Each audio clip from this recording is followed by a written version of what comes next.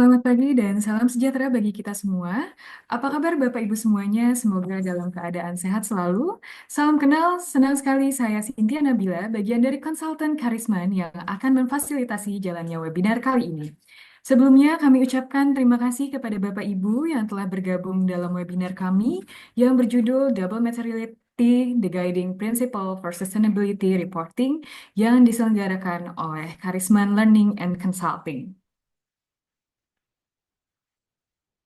Baik, agenda kita hari ini yang pertama ada pembukaan, kemudian penjelasan mengenai double materiality selama 45 menit, dan yang terakhir akan ada sesi tanya jawab selama 20 menit. Perlu Bapak Ibu ketahui bahwa Karisman Learning and Consulting merupakan perusahaan konsultan terkemuka sejak tahun 2004 dan sudah melayani lebih dari 800 clients. Karisman Learning and Consulting berfokus pada business sustainability dan kami menyediakan jasa di bidang konsultansi, advocacy, serta capacity building. Kami juga telah tersertifikasi sebagai Certified Training Partner dari Global Reporting Initiative, GRI. Kemudian ada Carbon Disclosure Project, CDP, Accredited Provider, dan telah menjadi IFRS Sustainability Alliance. Untuk informasi lebih lengkap, Bapak Ibu dapat mengakses website kami di www.karisman-consulting.co.id ataupun di akun media sosial kami lainnya. Baik, hari ini bersama-sama kita akan membedah apa itu double materiality, bagaimana proses materiality assessment-nya, kemudian akan dijelaskan juga best practices beserta challenges-nya, dan terakhir kita akan membuka sesi tanya-jawab.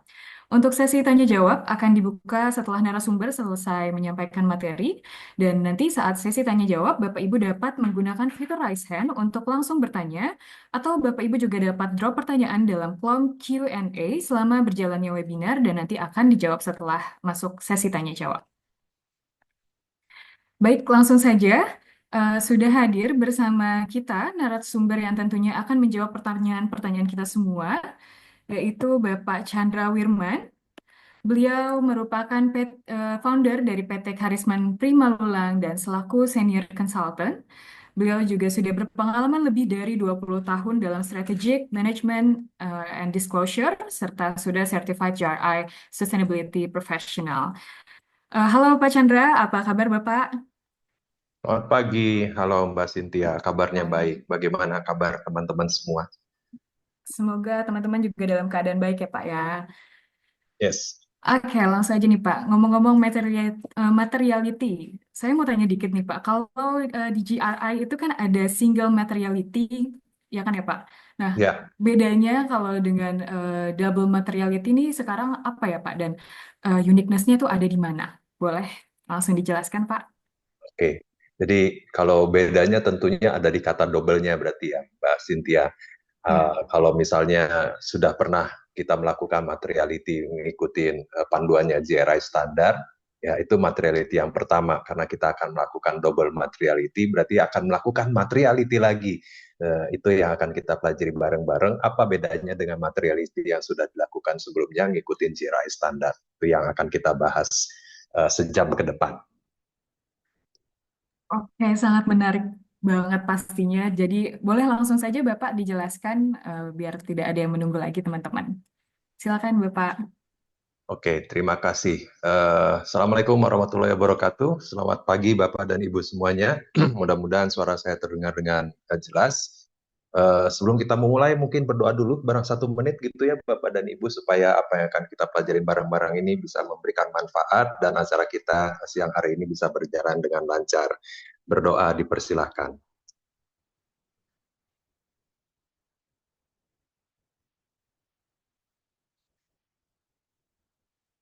Berdoa dicukupkan. Terima kasih. Ibu dan Bapak, saya akan dibantu oleh Mas Haris yang akan flashing slides-nya. Jadi kalau nanti di ujung saya nyebut-nyebut nama Mas Haris, itu adalah untuk nyolek beliau untuk mindahin slide-nya, kira-kira seperti itu. Baik, kita mulai dengan tentang double materiality. Tadi sepintas sudah ditanyakan oleh Mbak Nabila, Mbak Cynthia, Cynthia Nabila namanya, tentang double materiality. Ini sebenarnya bukan sesuatu yang baru banget ya. Saya pikir sudah diperkenalkan sejak lama melalui GRI standar di GRI standar 2021.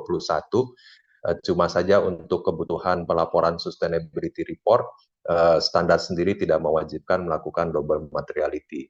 Tapi ke depan Ibu dan Bapak akan menggunakan double materiality jikalau kita misalnya mau menerapkan IFRS S1 atau S2, atau kemudian juga Anda adalah organisasi yang juga wajib mengikuti panduan sustainability reporting dari Uni Eropa ataupun SEC dari Amerika. Keduanya itu mewajibkan perusahaan-perusahaan atau organisasi yang bikin pelaporan tahunan untuk melakukan double materiality untuk menyajikan informasi terutama yang terkait dengan finansial di dalam laporan tahunannya. Next slide, Mas Aris. Jadi double materiality itu mengakses ya Ibu dan Bapak, kalau misalnya dulu kita melakukan materiality itu untuk menilai berapa besarnya dampak. Oke. Setiap organisasi itu pada waktu dia menjalankan kegiatan operasi tentu akan mengakibatkan dampak. Dampaknya terhadap lingkungan, sosial, atau kepada kinerja ekonomi atau performance ekonomi di sphere of influence-nya di daerah di mana dia memberikan pengaruh. Dampaknya itu bisa positif, bisa negatif. Ya. Untuk kebutuhan pelaporan keberlanjutan, tentunya kita akan fokus kepada dampak yang sifatnya negatif. Ya. Kalau di sini, di slide Ibu dan Bapak, di situ diperlihatkan, Anda harus melakukan dulu materiality terhadap impact. Ya. Dampak yang diakibatkan oleh kegiatan Anda kepada surrounding, ya, area sekelilingnya kita di bidang lingkungan, sosial, dan ekonomi. Ya, itu materiality yang pertama. Yang kedua, pada waktu kita melakukan operasi, tentu sebuah organisasi itu juga bisa terdampak, correct? Jadi bisa saja Anda itu beroperasi kemudian mengalami sesuatu, mengalami halangan. Akibat apa? Akibat terjadi yang sesuatu yang terjadi di luar kegiatan organisasinya Ibu dan Bapak. Ya, misalnya saja terjadi hujan deras yang sering terjadi di Indonesia beberapa kali ini. Kemudian akibat hujan deras terjadi banjir, misalnya seperti itu. Gara-gara terjadi bencana alam seperti demikian, rantai pasokannya Anda terganggu. Ya. Maka ini kita sebut sebagai organisasi itu terdampak akibat eh, fenomena yang terjadi di lingkungan sekitarnya, baik di lingkungan sosial maupun ekonomi itu juga bisa terjadi. Ya. Kalau itu terjadi maka terjadi apa eh, gangguan pasokan, lalu produksi Bapak dan Ibu terlambat. Ya, mungkin nanti customer-nya kurang happy, kemudian kita misalnya dapat denda dan sebagainya. Itu ada dampak finansialnya. Ya, begitu terjadi dampak finansial, kalau dia sifatnya material, maka itu harusnya disajikan di dalam laporan supaya orang yang sedang menilai kinerja kita juga terinform, well informed. Jadi ada sesuatu yang terjadi di luar, kemudian mendapati perusahaan terhadap finansial, dan material itu harusnya dilaporkan. Jadi itu materiality yang kedua. Jadi yang pertama itu impact, ya, melakukan materiality assessment terhadap impact. Terus yang kedua adalah melakukan assessment materiality terhadap risk and opportunities. Ya, jadi itu yang dijelaskan sebagai konsep double materiality. Next slide.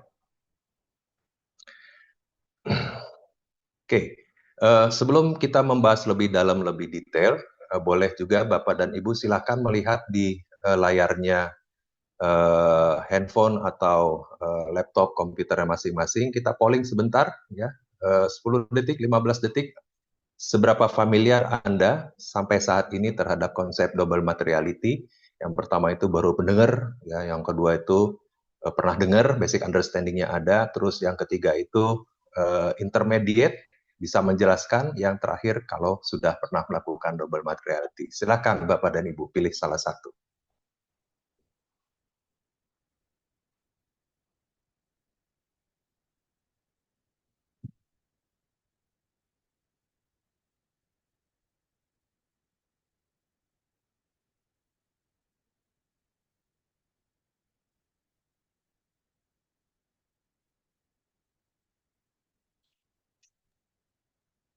Untuk Bapak Ibu yang belum menjawab, boleh dilihat pada layar. untuk dapat menjawab pollingnya terlebih dahulu.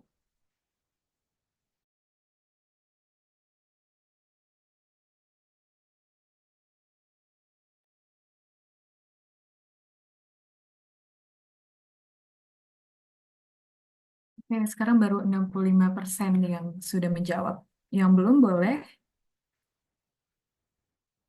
diklik di layarnya.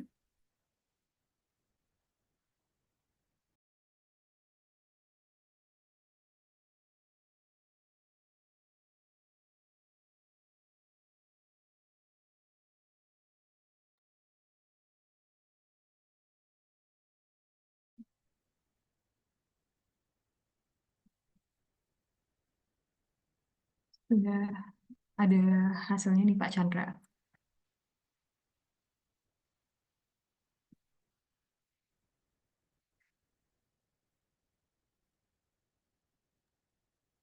Hasilnya adalah oke. Sebagian besar 44% dan 42% baru pernah dengar, lalu sudah ada basic understanding ya. Wah, ini yang pernah implementasi belum ada ya. Beberapa dari Bapak dan Ibu sudah intermediate bisa menjelaskan. Oke, baik, mudah-mudahan sesudah terima kasih atas pollingnya. Sesudah kita sejam ini, kita akan mempunyai better understanding, paling nggak bisa memulai melakukan double materiality di organisasinya masing-masing. Thank you atas pollingnya. Next slide lagi Mas Haris. Right. Ini berdasarkan definisi, kita menggunakan beberapa framework ya yang menggunakan kata materiality. Yang pertama itu adalah GRI, kemudian ada IFRS, ya, terus kemudian juga ada CSRD. Ini apa namanya? Orang CSRD itu adalah kalau di Uni Eropa kita menyusun laporan non finansial, laporan keberlanjutan, maka ada standar yang harus kita ikuti. Ya, pada saat sekarang sedang ada omnibus untuk CSRD, jadi kami belum bisa memberikan hasil detail apa sih isi detail persyaratan yang ada di dalam CSRD. Tapi kalau yang IFRS mungkin Bapak dan Ibu sudah pernah dengar, rasanya Indonesia melalui Ikatan Akuntansi Indonesia itu akan menerapkan standar laporan keberlanjutan IFRS S1 dan S2 tahun 2027 yang akan datang. Nah, definisi materiality itu muncul di beberapa tempat. Kalau GRI itu fokus kepada impact materiality, yang tadi di slide sebelumnya saya jelaskan. Materiality itu ditetapkan berdasarkan dampak. Dampak yang signifikan, dampak yang penting, maka itu kita sebut sebagai dampak yang material. Jadi, kalau dampak, inside out dari organisasi kemudian ke sekelilingnya organisasi, ekonomi, sosial, dan lingkungan. Nah, kalau di IFRS Sustainability, fokusnya itu kepada financial materiality. Jadi kalau misalnya dampak kemudian itu ada dampak finansialnya lagi, dampak finansial itu bisa bentuknya gangguan atau disrupsi kepada cash flow, ya, atau bisa mengakibatkan Anda kesulitan akses terhadap sumber pendanaan, ya, dan sebagainya, maka itu kita sebut sebagai dampak finansial. Ya, kalau misalnya belum terjadi, maka kita bisa melihat itu sebagai risk. Kalau yang positif mungkin itu bisa menjadi sebuah opportunity. Jadi kalau dampak yang positif secara finansial, Bapak dan Ibu nanti melihat risiko. Kalau nanti dampaknya, kalau negatif itu kita lihat sebagai risiko. Kalau yang positif itu kita lihat sebagai opportunity untuk organisasi. Ya, jadi bisa cash flow, cost of capital, ya, bisa short term, bisa medium term, bisa long term. Ya, itu yang menjadi fokus nanti pada waktu Bapak dan Ibu membuat laporan untuk kalau CSRD, jadi kalau kita apa namanya ekspor produk ke Uni Eropa atau bagian dari perusahaan yang induknya ada di Uni Eropa, maka Bapak dan Ibu itu wajib melakukan double materiality. Ya, jadi bukan cuma impact, bukan cuma finansial, tapi dua-duanya, dan itu integrating, ya, financial and societal perspective. Next slide. Jadi materiality secara konsep itu kalau yang sebelah kanan kita mulai, yang sebelah kanan itu yang tradisional kita sudah pahamin bareng-bareng, dampak terhadap lingkungan atau sekeliling operasinya perusahaan. Ya, jadi perusahaan misalnya di sini diilustrasikan sebagai iklim. Ya, kita menggunakan energi, menghasilkan gas rumah kaca dan sebagainya mengakibatkan perubahan iklim. Jadi organisasi mengakibatkan perubahan iklim. Tapi perubahan iklim itu juga yang gambar yang sebelah kiri bisa mengakibatkan dampak kepada perusahaan. Kalau misalnya kita perusahaan yang menghasilkan emisi gas rumah kaca dalam jumlah yang besar dan signifikan, maka kita suatu waktu nanti akan mendapatkan kewajiban untuk membayar pajak karbon. Nah, maka itu akan ada dampak finansialnya terhadap perusahaan karena harus bayar pajak lebih. Ya, itu yang kita sebut sebagai financial materiality. Jumlahnya besar, kalau besar tentu jadi material, maka ini harus dilaporkan bahwa satu waktu di short term, misal medium term atau long term kita akan mengakibatkan atau merasakan dampak dari perubahan iklim adalah di sisi finansialnya perusahaan. Jadi ini yang secara konsep slide-slide yang tadi menjelaskan, mengingatkan Bapak dan Ibu. Jadi kalau kita ada istilah inside out, berarti dari dalam berdampak keluar, itu materiality yang pertama. Yang kedua itu adalah outside in, dari luar terdampak ke kita secara finansial. Ya. Itu adalah konsep double materiality. Next slide lagi. Jadi kenapa dia penting? Tadi juga saya sebutkan kalau di EU itu mandat, jadi kewajiban, ya. Kalau Amerika itu ada SEC, ya, itu to be in the future time. Tapi saya nggak tahu dengan kepemimpinan yang sekarang itu jadi apa enggak. Harusnya tahun 2026, tahun depan itu atau tahun ini kalau nggak salah harusnya sudah wajib. Ya, terus ada ISSB ini yang jadi induknya IFRS S1 dan S2. Ya, kalau kita mencermati maka untuk di Indonesia akan mulai diimplementasikan 2027 1 Januari Courage untuk yang akan menerbitkan lebih cepat ya. Benefitnya Bapak dan Ibu bisa lihat di situ, bisa menjadi bagian dari manajemen risiko ya, meningkatkan kepercayaan stakeholders dan untuk membantu pengambilan keputusan. Saya pikir ini sangat penting buat Bapak dan Ibu ya, non sewu untuk serius melakukan double materiality ya. Kalau double materiality itu yang materiality yang kedua itu fokus kepada finansial, maka yang membaca itu adalah kalangan finansial. Jadi bisa investor, bisa calon lender dan sebagainya. Mereka ingin pada waktu mengambil keputusan itu well informed. Correct. Jadi pada waktu kita menyajikan informasi yang well informed, maka penyajian informasinya juga harus benar. Nah, ini penting pada waktu kita melakukannya sejak awal, melakukan materiality assessment dan menyajikan informasi yang tepat supaya orang pada waktu mengambil keputusan juga tepat. Next slide. Next lagi. Ini prosesnya. Kami menyarikan kurang lebih ada 5 proses besar, Ibu dan Bapak. Yang satu itu scoping dulu. Ini penting buat perusahaan-perusahaan, terutama Bapak dan Ibu yang merupakan holding company, ya menjadi induk perusahaan, kemudian di dalam perusahaan induk tersebut mengelola beberapa line-line bisnis ya atau divisi-divisi bisnis yang bisa jadi berbeda satu sama lain, ya. Tentu impact, risk sama opportunity-nya nanti berbeda-beda, ya. Jadi harus diperhatikan itu juga, ya.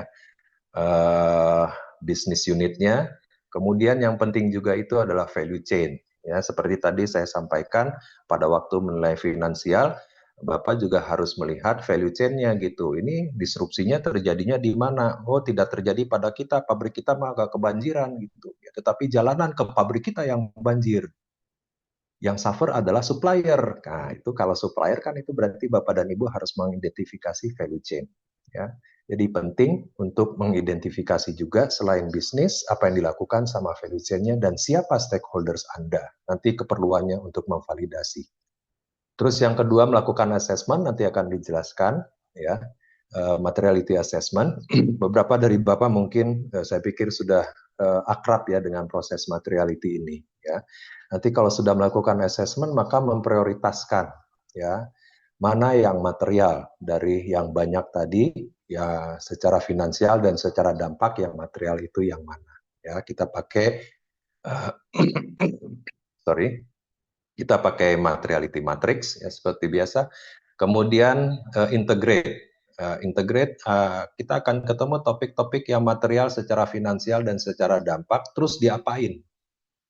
Ya, apa yang dilakukan oleh perusahaan seharusnya terhadap topik-topik itu?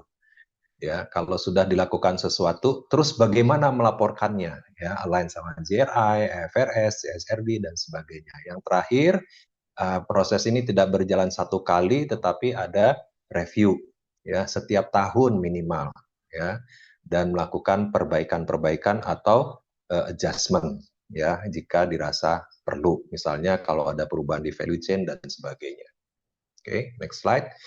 Detailnya, langkah yang pertama, Ibu dan Bapak, satu, menetapkan scope sama stakeholders. Right. Jadi yang paling pertama dilakukan itu adalah kita ini mau melakukan IRO-nya siapa? IRO, impact, risk, sama opportunities. Ya, setiap bisnis itu punya IRO yang berbeda-beda. Jadi which business part kalau ada banyak satu-satu. Ya, apakah harus semuanya Pak? Line bisnis kita banyak banget. Ya, Bapak dan Ibu harus mengambil best judgment mana yang kira-kira sebelum diakses juga kita tahu dampaknya yang gede ada di mana. Ya, impact, risk, and opportunities ada di mana. Maka fokus di situ dulu. Ya, nah, kalau sudah dipilih satu perusahaan atau satu line bisnis, kemudian di breakdown value chain-nya. Ya, value chain itu ada yang upstream value chain, ada yang downstream value chain. Upstream value chain dari supplier tier 1, tier 2 bisa jadi sampai ke sourcing. Nanti yang downstream value chain nanti mungkin Bapak dan Ibu ada proses distribusi, kemudian ada retailer, mungkin nanti sampai kepada end consumer atau kepada customer. Ya, you have to identify one by one, satu per satu. Sebab nanti IRO itu bisa melekat di value chain yang mana itu penting untuk diketahui. Yang kedua yang Bapak Ibu harus lakukan pada waktu step 1 adalah stakeholder mapping. Ada internal sama eksternal, ya. Siapa-siapa yang kita pikir penting dalam rangka proses assessment materiality, double materiality ini, ya. Nanti pada waktu Bapak sudah melakukan assessment atau sebelum melakukan assessment, kita harus tanya dulu sama stakeholders, menurut Anda mana yang penting? Ya, kepada eksekutif, employee, kemudian investor, ya, eksternal juga begitu, ada regulator, ada CSO, masyarakat sekitar, dan kepada customer-nya kita. Ya, kalau mau daftarnya lebih panjang, misalnya mau masukkan perguruan tinggi, ya, dan sebagainya, atau asosiasi dan sebagainya, silahkan saja. Ya, nah ini kita mengidentifikasi siapa stakeholder-nya. Nanti akan ada slide yang menjelaskan kapan stakeholder itu akan terlibat. Oke, satu, ini selesai. Maka kita lakukan step yang nomor 2, assessment. Oke, mengidentifikasi topik. Apa itu topik? Sebelum topik tuh ada isu. Jadi kalau misalnya kita ngomongnya topik itu terkunci biasanya, ya. Gini maksud saya. Yang topik Bapak dan Ibu bisa ambil dari industri benchmark. Ya, kalau kita sudah akrab dengan SISD Materiality Map atau GRI Sektor Standar, nah di dalamnya tuh ada daftar topik, ada banyak. Kalau di GRI itu ada 30-an. Ya, kalau di SISB lebih banyak lagi. Ya. Kemudian kalau di regulatory requirement itu ada topik-topik, ya, yang spesifik sudah diatur di situ harus dilaporkan. Misalnya kalau di FRS S2 topiknya adalah climate. Ya. Terus mungkin topik muncul dari stakeholder consultations atau dari risk assessment, ya. Nah, itu kita sebut sebagai topik sudah pinpoint gitu, udah apa namanya, sudah istilahnya sudah baku diatur atau sudah digunakan oleh standar-standar tertentu. Kalau isu mah bebas. Ya, Bapak dan Ibu bisa bilang misalnya sering kebanjiran, nah itu isu. Ya, atau rentan terhadap kebakaran, nah itu juga isu. Ya. Nah, ini kita bisa pakai dari isu, nanti biasanya ujungnya ke topik juga gitu ya. Supaya apa sebenarnya? Supaya nanti setuju atau cocok dengan standar-standar atau requirement-requirement yang sudah ada di luar. Jadi membuat daftar Ibu dan Bapak. Ya, kalau boundary-nya udah jelas, value chain-nya sudah ketemu, kemudian kita bikin topik-topik yang relevan tuh apa semua gitu. Ya, bisnisnya kita apa? Oh, bisnisnya kita itu adalah FMCG misalnya. ya, menghasilkan produk makanan, ya berarti topiknya itu penyediaan bahan baku, kemudian penyediaan bahan penolong, kemudian kemasan, dan seterusnya. Nanti ujungnya itu ada sampah sisa kemasan, kemudian kesehatan customer, dan sebagainya. Itu topik semua diidentifikasi dulu. Right? Ya, terutama juga jangan lupa topik yang bisa mempengaruhi kinerja finansialnya perusahaan. Ya, sebab bedanya kan ada di sini dengan double materiality. Oke, okay. Next slide. Nah, ini contoh yang tadi saya sampaikan. Bapak dan Ibu bisa Google SASB Materiality Map. Ya, kalau misalnya kita mau cepat, ya bisa dilihat di situ yang baris yang di atas, yang di backgroundnya itu hitam, itu adalah jenis industrinya. Maka yang kolom yang sebelah kiri itu adalah daftar topiknya berdasarkan kategori atau dimensi. Ya, bisa dipilih aja dari sini. Oke, tapi ini belum selesai. Kalau yang diinginkan di awal itu adalah mengidentifikasi semua topik. Ya, ini datangnya dari SISB. Next slide lagi. Ini yang datangnya dari climate risk, ya, dari diadaptasi dari dokumennya GIZ. Jadi kalau climate, terkait sama climate, ya ada kekeringan, ada extreme rainfall, ada gelombang panas, ada loss of diversity. Nah itu poin-poin yang ada di dalam itu semua tuh topik semua tuh Bapak dan Ibu. Jadi daftar SASB tambah lagi daftar yang ini. Oke, don't worry ya. Yang penting bikin daftar dulu aja yang panjang. Ya, yang berikutnya lagi, next slide-nya lagi Mas Aris, contoh topik adalah datangnya dari due diligence. Ya, ini dipinjam dari punya Amazon di dalam laporan keberlanjutannya dia. Kalau kita sudah melakukan due diligence, kita akan ketemu resiko-resiko salient, resiko-resiko penting yang terkait dengan hak asasi manusia. Datang lagi di situ ada diversity, safety and health, fair wages and hours, ya, product safety, right to privacy, dan seterusnya dan seterusnya. Jadi dari 3 slide aja Ibu akan ketemu daftar topik yang panjang sekali gitu, ada banyak. Ya, sebelum itu dipakai untuk melakukan assessment, di screening dulu gitu ya, ditapis ya, mana yang relevan. Clear? Kalau sudah ketemu mana relevan, kita harus mengidentifikasi relevannya di mana di value chain. Di upstream, di operation, di manufaktur, distribusi, atau sampai ke downstream. Ya, kalau nggak ketemu dengan value chain mungkin nggak relevan. Ya, seperti itu. Kemudian kita juga harus cek, let's say misalnya selama 10 tahun terakhir, 5 tahun terakhir, pernahkah terjadi terhadap topik-topik tersebut? Ya, maka itu jadi penting banget untuk dilakukan assessment. Jadi mungkin tadi awalnya ada 50, sesudah kita melakukan assessment, daftar topiknya berubah menjadi C20 dan sebagainya dan seterusnya. Ya, itu langkah yang pertama kita lakukan. Next slide lagi. Nah, kalau sudah ini slide-nya mungkin Bapak dan Ibu nggak akan ketemu kalau nggak masuk ruangan trainingnya Karisman. Proses assessment, ya. Biasanya kalau di ruang training kita juga diminta untuk exercise-nya itu adalah pakai scoring, ya. Scoringnya di sini 1 sampai 5, Ibu dan Bapak, ya. Dimensinya ada 3, kemudian total skornya itu dijumlah. Kalau kita sudah mengidentifikasi semua topik, maka dilakukan yang atas itu adalah impact materiality. Ingat ya, ada IRO tadi, ada impact materiality. I-nya ada di sini, ya. Kalau di GRI itu kita melakukan scoring terhadap severity berdasarkan scale and scope, ya. Kemudian kalau misalnya itu potensial, maka kita lakukan scoring kepada likelihood, ya. Nah, kalau Bapak dan Ibu pernah dapat masukan atau pertanyaan atau tuntutan, ya, atau keluhan yang terkait dengan topik tersebut, kita masukkan sebagai stakeholder concern, kasih skor lagi, ya. Kemudian kita jumlahkan ke kanan. Ya, di sini yang dilakukan assessment adalah 2 topik, ya. Yang satu GHG emission sebagai contoh, dan yang kedua adalah dari topik sisi sosial employee diversity. Di scoringnya 11 seperti itu. Selesai impact materiality, maka kita melakukan financial materiality. Ya. Sama juga, cuma dimensi scoringnya berbeda. Ya, kategorisasi di scoringnya itu jadi berbeda gitu, bukan severity likelihood. Ya. Kita pakai financial risk, kan ada IRO ya, yang di atas itu impact, yang bawah itu R dan O.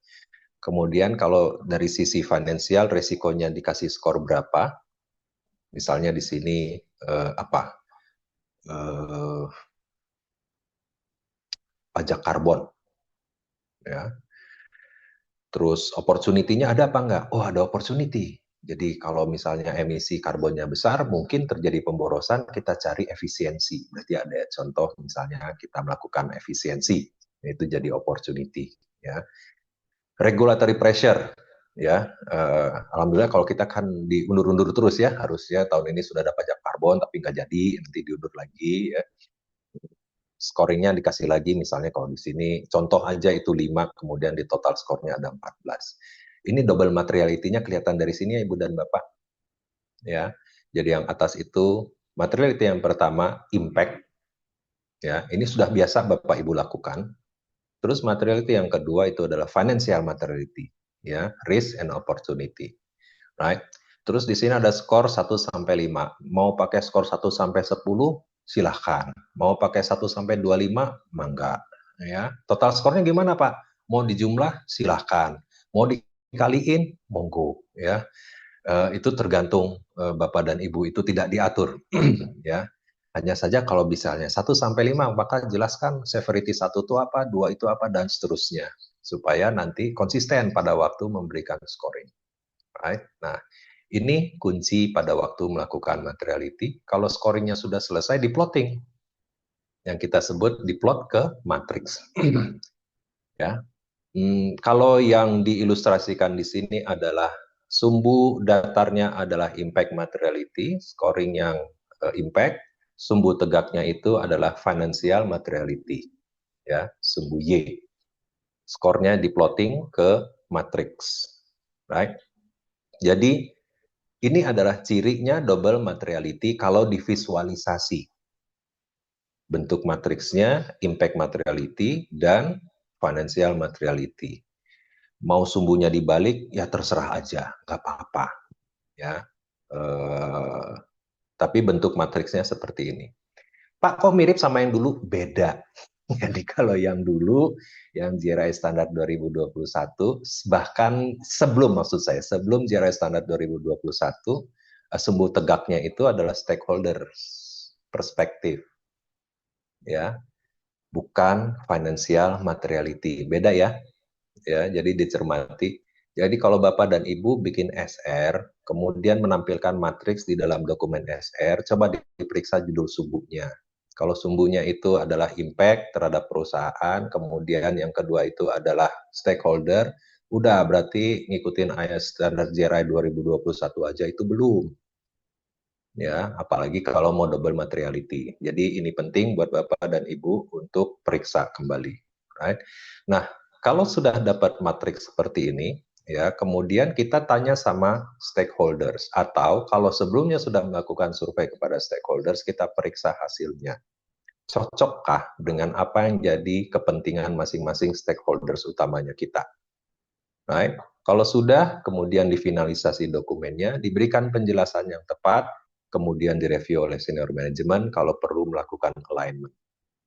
Nah, ini adalah hasil kita melakukan materiality. Next slide.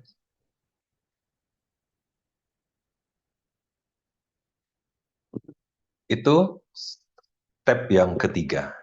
Step yang keempat, kita akan punya tadi di awal yang relevan mungkin ada 30, sorry,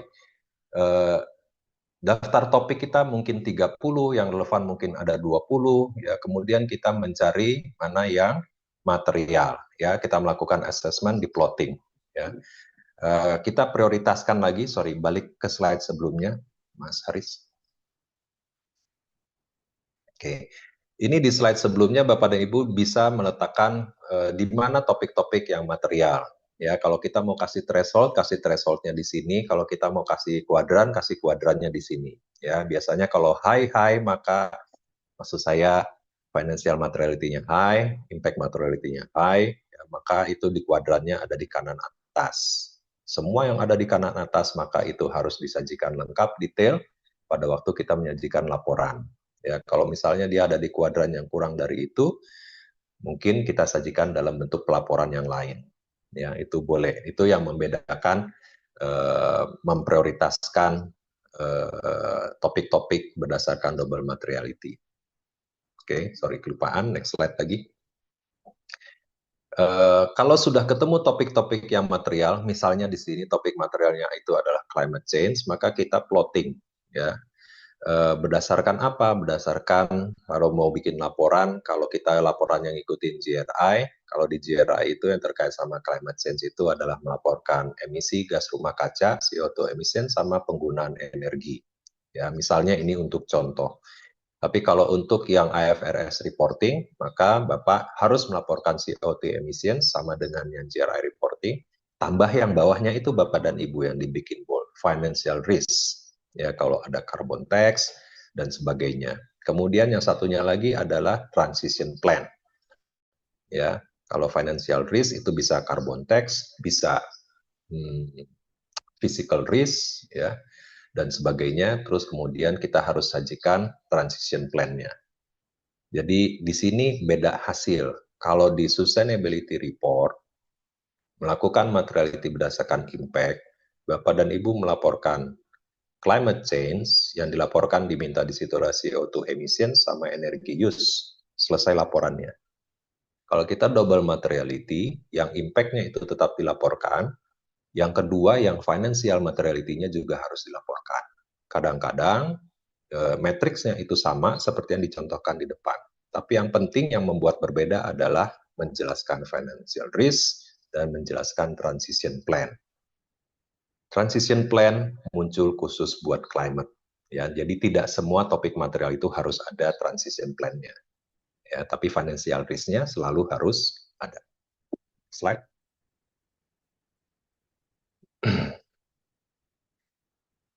Kalau di plot, ngikutin framework, ya,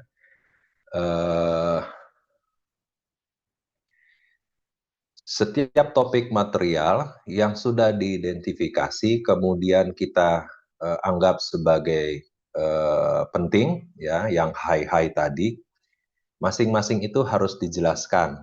Kalau kita lihat framework di GRI standar, maka kedua-duanya itu nanti Bapak dan Ibu baca jelaskan berdasarkan GRI 3. Ya, harus jelaskan komitmen, kebijakan, kalau ada target, targetnya gimana, terus penjelasan dampak dan seterusnya, apa yang Bapak Ibu lakukan, kemudian hasil-hasil yang dicapai, kalau ada problem-problemnya sudah dibereskan atau belum, nah itu ada di GRI 3. Kalau di IFRS kita ketemu 4 core turunan dari TCFD yang sebelumnya. Jadi menjelaskan governance, menjelaskan strategi, menjelaskan risk, dan menjelaskan metrics and target. Ya, yang general sustainability juga sama, yang climate specific juga sama. Jadi isi laporannya Bapak akan lebih detail, lebih banyak informasinya. Ya, siapa yang bertanggung jawab untuk mengelola topik tersebut? Ya, kemudian apa strategi yang dilakukan oleh perusahaan? Ya, model strategi, terus link terhadap cash flow dan seterusnya, terus resiko apa yang sedang dihadapi dijelaskan, ya, kemudian metrik dan target yang Bapak Ibu miliki untuk memantau atau memastikan bahwa topik-topik tersebut dalam kontrolnya perusahaan, ya, atau ada target yang dicapai untuk mengurangi dampak, ya, seperti itu. Oke, next slide lagi. Itu yang dilakukan oleh organisasi sesudah melakukan double materiality. Jadi kalau sudah double materiality, PR-nya malah tambah banyak gitu. Jadi melakukan materiality adalah satu hal, ya, melakukan sesuatu terhadap topik-topik yang material sesudah topik melakukan double materiality itu adalah hal yang paling penting justru, ya. Jadi kalau yang tadi itu sudah dilakukan, ya, ada organisasi yang ngurusi, ada strategi untuk mengurangi dampak, kemudian ada metrik yang kita pantau secara teratur, ada target yang sudah ditetapkan, ya, maka dipantau pelaksanaannya dong, ya, KPI-nya, ya, dibahas oleh siapa dan kapan, ya. Terus kalau misalnya tidak tercapai diapain? Ya, itu yang dilakukan oleh organisasi. Ya. Kemudian tadi, kalau misalnya Bapak dan Ibu itu ternyata harus fulfill apa yang diminta oleh CSRD, maka harus ada assurance. Harus ya, mandatory assurance. Tapi buat yang perusahaan masuk dalam skemanya CSRD. Saya bilang begini, kalau Bapak dan Ibu itu berinduk atau satu network dengan perusahaan yang berbisnis di Uni Eropa, ya, maka yang ada di value chain-nya itu juga harus ngikutin CSRD, standar laporan keberlanjutan yang ada di Uni Eropa. Oke, kalau itu terjadi kepada kita, artinya itu berlaku sama kita, maka laporan Bapak dan Ibu yang finansial tadi itu harus di-assess external assurance, ya. Tapi kalau kita tidak ikut dalam skemanya CSRD, maka tidak perlu melakukan assurance. Ya, walaupun assurance itu didorong. Soalnya begini Pak Bu, begitu sudah masuk finansial, menjelaskan resiko, menjelaskan opportunity, ya, itu harus ada dasarnya. Berarti Bapak dan Ibu harus punya pertimbangan-pertimbangan, harus punya skenario-skenario gitu, ya, supaya skenario-nya itu bisa dibilang benar, bisa dibilang tepat, ya sebaik-baiknya tentu ada yang melakukan assurance terhadap statement yang Bapak Ibu tuliskan di dalam laporan keberlanjutan. Jadi statementnya itu benar, tidak dilebih-lebihkan, atau tidak ada yang disembunyikan. Nah itu pentingnya melakukan assurance dalam hal ini. Ya, jadi agak berbeda dengan external assurance yang sudah dilakukan dengan sustainability reporting yang terdahulu. Right? Assurance yang dilakukan yang di sini ngikutin IFRS sama yang sustainability yang ngikutin GRI karena ada financial statement-nya. Maksud saya karena ada financial consequences-nya yang dijelaskan di dalam laporan, ya. Bisa risiko, bisa opportunity, ya, seperti itu. Oke. Terus reassess materiality with stakeholder feedback, ya, kalau misalnya sudah berjalan dan seterusnya kita periksa lagi hasil materialitinya, kalau tidak ada perubahan tetap saja kita harus update setiap tahun, ya.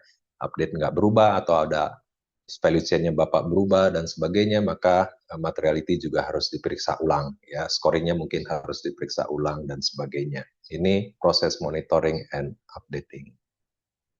Next slide lagi, Bu Saris.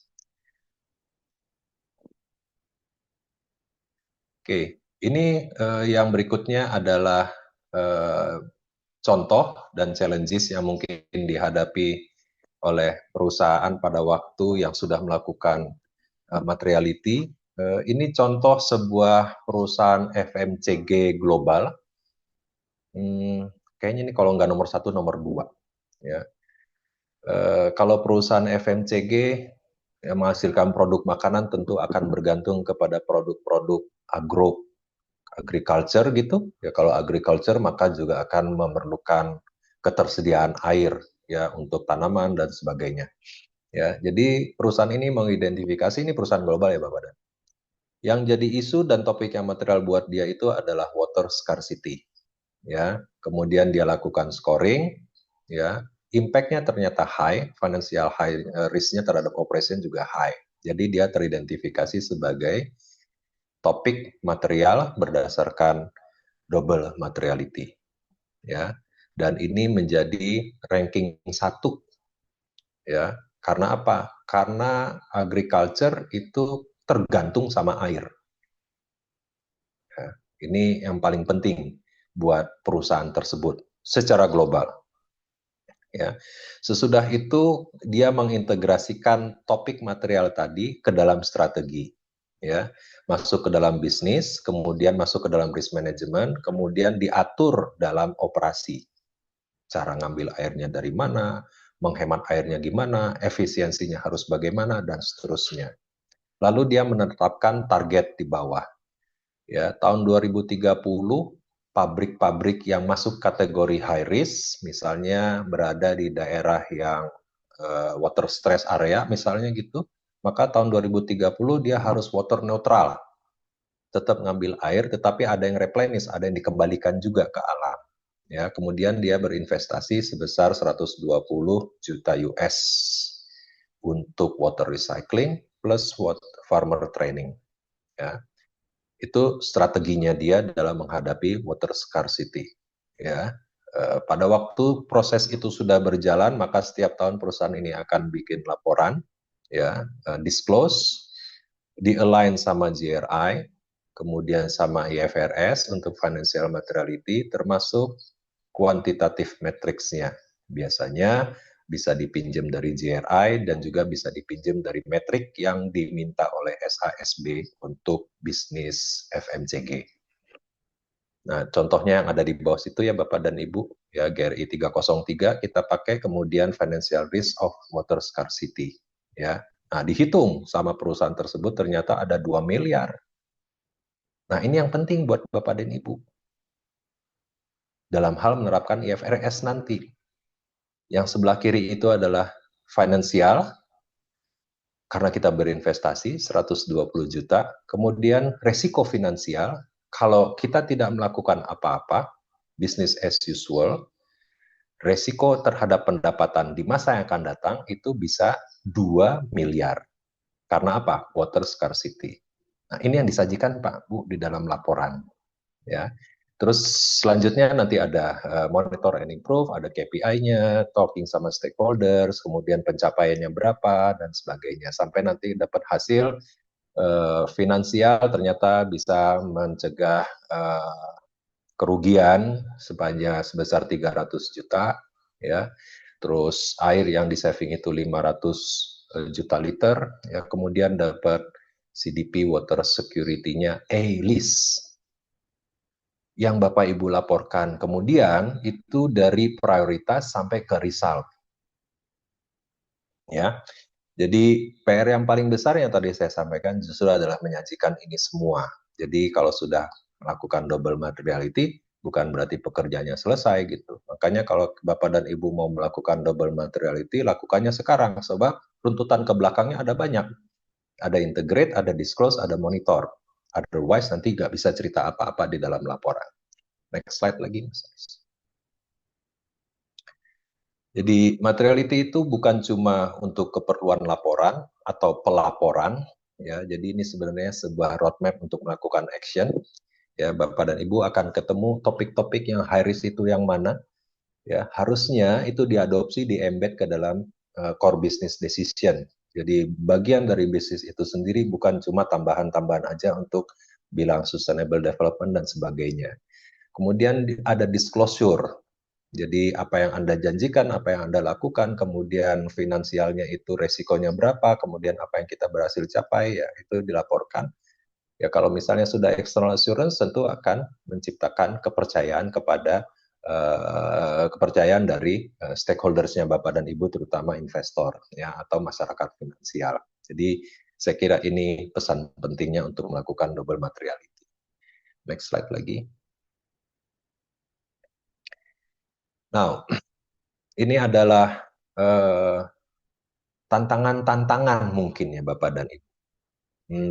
Yang kita sarikan dari diskusi-diskusi sebelumnya pada waktu kita training atau membantu klien-kliennya Karisman melakukan materiality.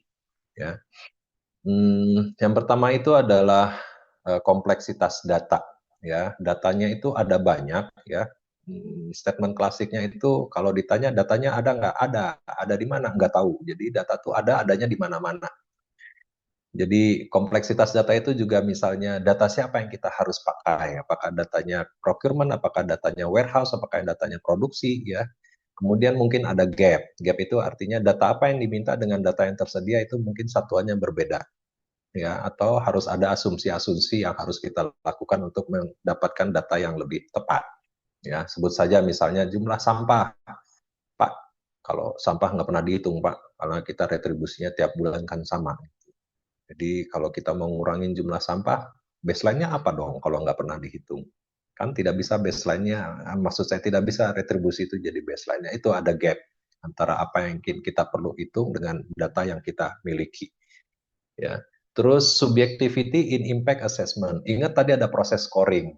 Ya, ada yang kasih 5, kemudian sebelahnya nggak mau pakai 5, maunya 3, maunya ada 4 dan sebagainya. Nah, ini perlu apa namanya pemahaman yang sama, terus kemudian bagaimana reaching konsensus, mencapai konsensus ya supaya tidak terjebak dengan scoring yang terlalu lama atau bertele-tele gitu ya. Ini perlu data juga ya. Pengalaman kita bilangnya apa yang sudah pernah terjadi, kemudian suffernya berapa besar dan seterusnya ya. Dan perlu keterbukaan juga terhadap kita terhadap resiko itu ada, bisa terjadi pada kita dan kita harus menerima resiko itu sebagai proses materiality. Ya, ada beberapa perusahaan yang menganggap risiko itu tidak relevan.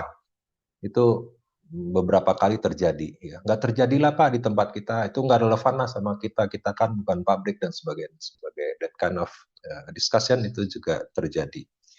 Ya. Terus yang berikutnya lagi itu adalah stakeholder alignment.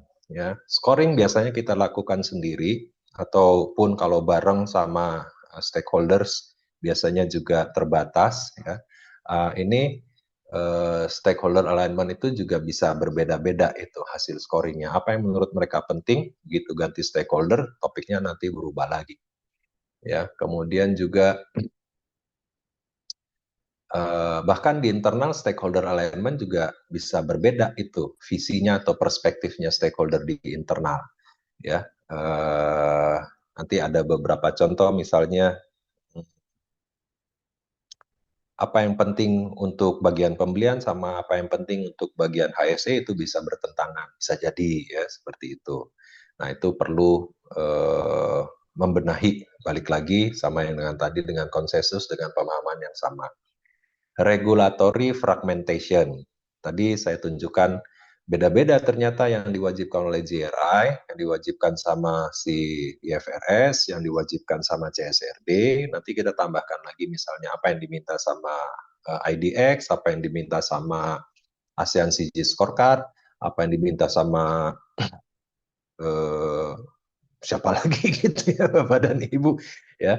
Uh, Padahal untuk menyajikan sebuah angka itu skopnya bisa berbeda-beda cara menghitungnya gitu ya. Nah, ini jadi PR juga buat kita dan itu sudah terjadi dan sedang terjadi gitu ya regulatory fragmentation ya. Terus resource intensity ya. Kalau Bapak dan Ibu tadi saya sempat menyampaikan lakukan ini dengan serius gitu. Jadi bukan exercise yang kita lakukan setengah hari ya sebab ini mengatur sustainability-nya atau bertanggung jawab terhadap sustainability-nya perusahaan Anda ya. Jadi harus sediakan waktu, harus sediakan skill ya yang diperlukan untuk melakukan ini supaya benar tepat gitu ya. Terus ada dynamic risk landscape ya. Resiko apalagi yang terkait sama iklim itu berubahnya cepat sekali. Resiko yang tidak berubah terhadap iklim juga cepat sekali ya kayak misalnya barusan aja Donald Trump melakukan executive order ini dan itu menghilangkan semua resiko yang sudah kita percaya sebelumnya. Itu bisa terjadi juga di kita itu juga harus dicermati juga gitu ya. Tapi kalau yang apa yang terjadi barusan sama executive order yaitu you don't know ya, tidak bisa dikelola itu yang seperti itu ya. Sesudah terjadi baru kita bisa lakukan sesuatu. Terakhir itu adalah assurance sama verifications. Ini juga penting, saya pikir karena itu tadi ya ada perhitungan finansial ya yang terkait sama risiko, sama opportunity, ada kaitannya sama investment, ada kaitannya sama potensial loss dan sebagainya. Nah itu kan harus ada dasar-dasar perhitungannya dan itu harusnya bisa diassure ya dan bisa diverifikasi. Ya ini beberapa hal yang apa namanya bisa kita cermati sebagai tantangan yang kalau tahu tantangannya dari awal, tentu Bapak dan Ibu nanti bisa mengelola prosesnya lebih baik. Ya, itu tentang challenges. Seluruh materinya sudah disampaikan. Pas sampai jam 11, polling yang kedua, Mbak Cynthia, silahkan. Bapak Ibu sudah ada di layarnya masing-masing ya. Untuk polling bisa segera diisi.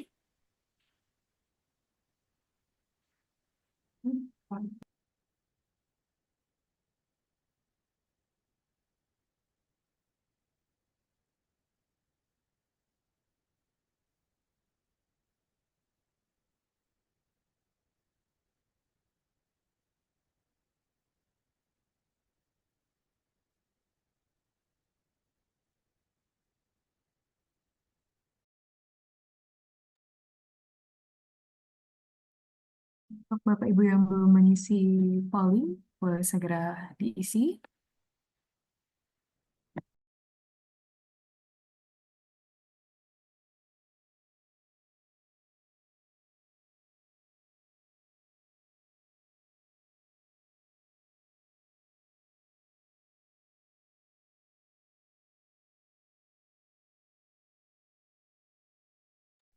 Baru 50% yang mengisi, yang belum, silakan.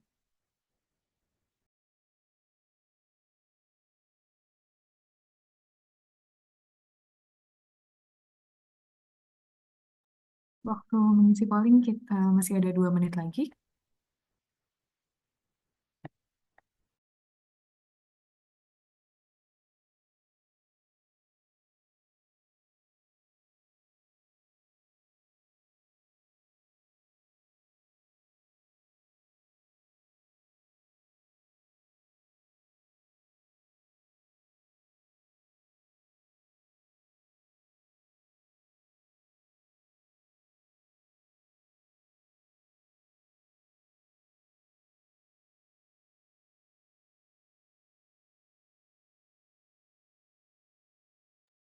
Oke, kita tutup pollingnya ya. Silakan Mas Haris. Oke, berikut Pak hasilnya. Oke, iya, baik. Terima kasih atas keikutsertaan dalam polling. Paling tinggi apa ya, Mbak Nabila ya? Dari data gaps Pak, tracking both financial and impact metrics. Data gaps. Kemudian Yes. yang kedua, stakeholder conflict. Stakeholder. Betul ya? Betul. Lalu regulatory complexity. Ya. Oke, untuk yang tiga ya, kita bahas bareng-bareng. Data gaps. Oke. Um, Data gaps ini jadi PR ya sebenarnya. Kalau kita sudah bikin laporan berkali-kali itu setiap tahun selalu ada data gaps, itu lucu juga itu. Itu terjadi juga yang kita alamin setiap tahun. Padahal setiap tahun bikin laporan, tapi setiap tahun harus ngebongkar data gitu. Laporannya sudah hampir jadi, baru angkanya baru keluar. Nah, itu pertanyaannya sebenarnya balik kepada Bapak dan Ibu itu ya, kenapa itu sampai terjadi data gaps? Jadi umumnya data gaps itu terjadi adalah eh, pada waktu kita berpikir bahwa data itu hanya diperlukan pada waktu pelaporan, maka kita merasa penting terhadap data itu pada waktu kita melakukan pelaporan. Dan sebelum itu jadi tidak penting. Padahal data itu sebenarnya di-generate setiap waktu, bisa setiap bulan, bisa tiap beberapa bulan gitu. Dan data itu ada. Alangkah baiknya buat Bapak dan Ibu itu punya, kalau kita sebutnya itu sebagai uh, kamus metrik, something like that ya, atau dashboard ESG, something like that ya, bisa apa aja ya, yang kita mengidentifikasi data apa yang kita perlukan, datanya ada di mana, yang ngumpulin siapa, kumpulinnya kemana ya, berapa sering itu harus dikumpulkan ya. Supaya kita bisa tahu data ada di mana. Kemudian ini yang penting Bapak dan Ibu, kalau kita ngikutin skemanya si IFRS ya, maka kita diminta untuk melakukan di dalam governance itu membahas pengawasan atau pelaksanaan operasinya pengelolaan topik material. Ya, jadi di situ diminta Bapak dan Ibu itu secara teratur melakukan diskusi atau pekerjaan pengawasan dan sebagainya. Nah, sumbernya itu dari data. Ya, kalau datanya dikumpulkan misalnya tiap 4 bulan, maka setiap 4 bulan quarterly Bapak dan Ibu akan punya angka data ya yang ajak. Jadi data itu harusnya punya kamus, ada kamus data, data apa, ada di mana, dan sebagainya. Nah, itu yang selalu menjadi acuan kita. Datanya dikumpulin, tapi kalau nggak pernah diomongin, pasti nggak kekumpul. Jadi, harus ada proses mengevaluasi data, ya, supaya selalu live. Ya, itu yang untuk data gaps, ya, terutama untuk yang impact matrix, saya kira saya paham itu, karena itu sudah sering kita temui. Kalau yang finansial ini sesuatu yang sama sekali baru. Ini banyak sekali harus diskusi sama teman-teman di finance, di accounting, di business plan, di teman-teman di risiko ya. Bagaimana Bapak dan Ibu mengambil asumsi-asumsi ya, perkiraan apa namanya loss ya, atau prediksi-prediksi kalau nanti ada terjadi pajak kita kenanya berapa, kemudian kita harus kena siap-siap berapa, kemudian nah itu data-data itu juga harus kita cermatin sebagai data penting ya. Jadi untuk yang financial risk dalam hal ini sustainability ya, sustainability related financial risk, ini sesuatu yang baru yang harus dibahas dari sekarang bareng-bareng gitu ya. Kalau dulu tim yang ngurusi sustainability ya kita tahu sendiri lah ya siapa, kemudian tapi biasanya yang finance tuh nanti yang ngurusin yang laporannya sebelahnya lagi. Ini sih opportunity buat Bapak dan Ibu bareng-bareng gabung ngomong sama itu dari perspektif yang sama sekali berbeda. Terus stakeholder conflict, investor, communities, NGOs. Ya, ini terjadi pada sektor-sektor bisnis, biasanya sektor-sektor bisnis yang banyak yang melototin, kemudian sektornya itu quite challenging, ya, yang ekstraktif, kemudian real estate dan sebagainya, ya. Ini harus mengelola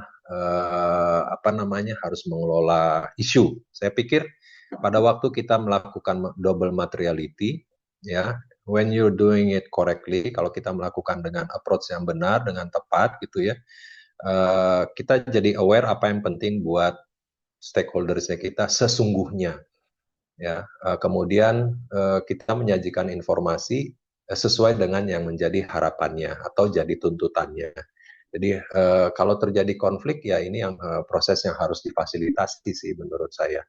Jadi konflik antara ini kan bukan konflik artinya si investor ketemu sama NGO terus bertengkar gitu kan, enggak ya. Tapi konflik terhadap perspektif ya, perspektifnya investornya gimana, ternyata NGO-nya punya perspektif yang berbeda lagi. Nah ini kan harusnya kalau kita melakukan double materiality kita bisa saling menjelaskan. Kalau menurut saya ini penting buat si community. Kalau ini tidak dilakukan sesuatu, nanti ada terjadi sesuatu lagi, nanti dampaknya ke Anda juga loh. Nah, seperti itu.